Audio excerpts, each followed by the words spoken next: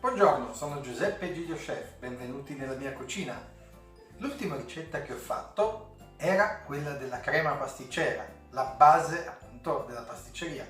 Però, secondo voi, ho fatto una ricetta della crema per tenerla lì? Assolutamente no. E infatti oggi andrò a preparare quello che è uno dei miei dolci preferiti, ovvero la zeppola di San Giuseppe. Però, prima di iniziare, mettete un like a questo video, iscrivetevi al mio canale se non l'avete fatto e andiamo subito a vedere come preparare le zeppole di San Giuseppe, ricetta originale.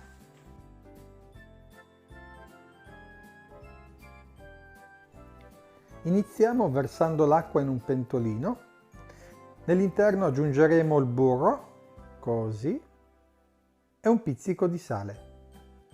Dopodiché accenderemo fino a che dovremo far sciogliere interamente il burro.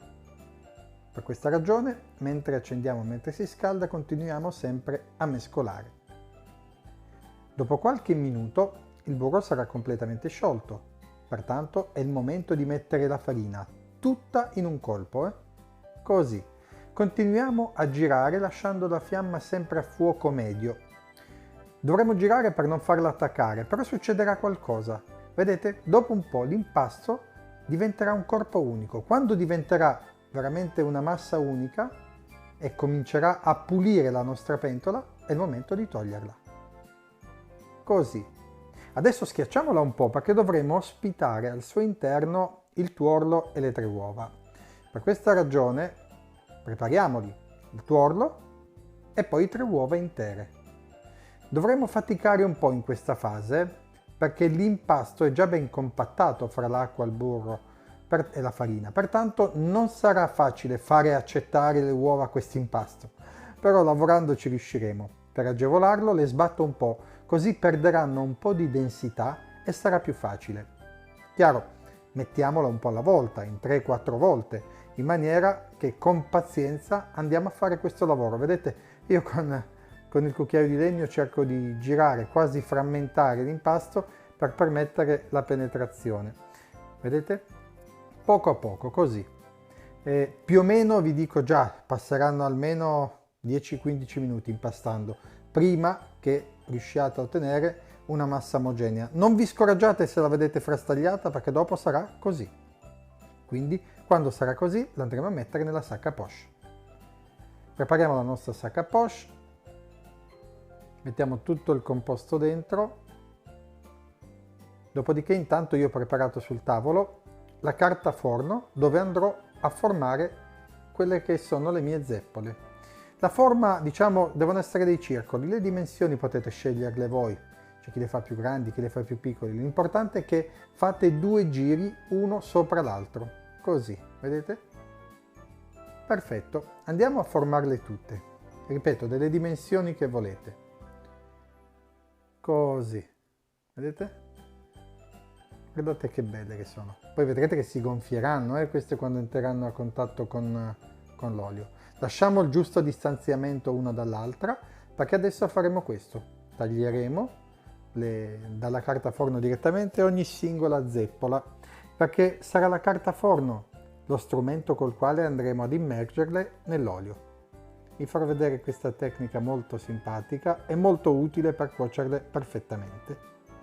Olio di semi di girasole deve essere fra i 160 e i 165 gradi. Vedete? Buttiamola così, lasciamo la testa della zeppola in giù.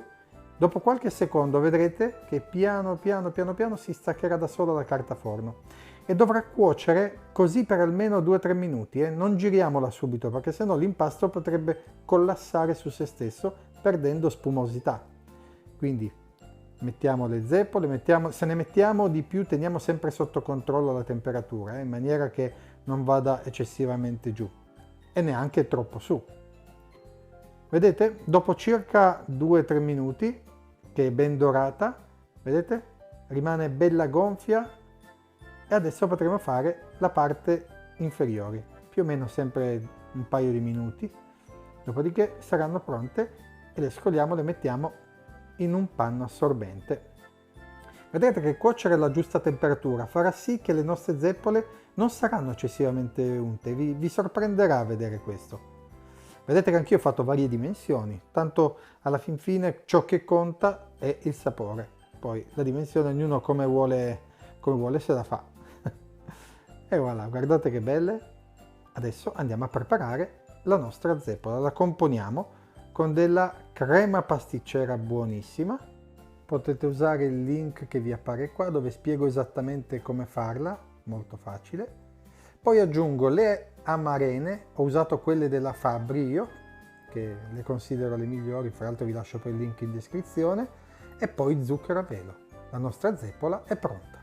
La ricetta è terminata e adesso, ahimè, la dura prova dell'assaggio. Chiaro, mi tocca, però siccome poi avrò la bocca piena, faccio già le conclusioni, quindi se vi è piaciuto questo video mettete un like, mi raccomando, per chi non l'abbia ancora fatto, iscriversi al mio canale e niente, dall'Andalusia è tutto, arrivederci alla prossima ricetta. Do Vizzegna, hasta luego!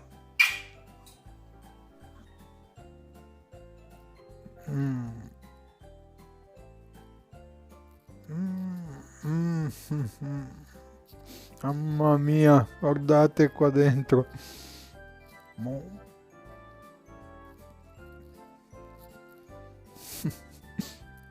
Mm.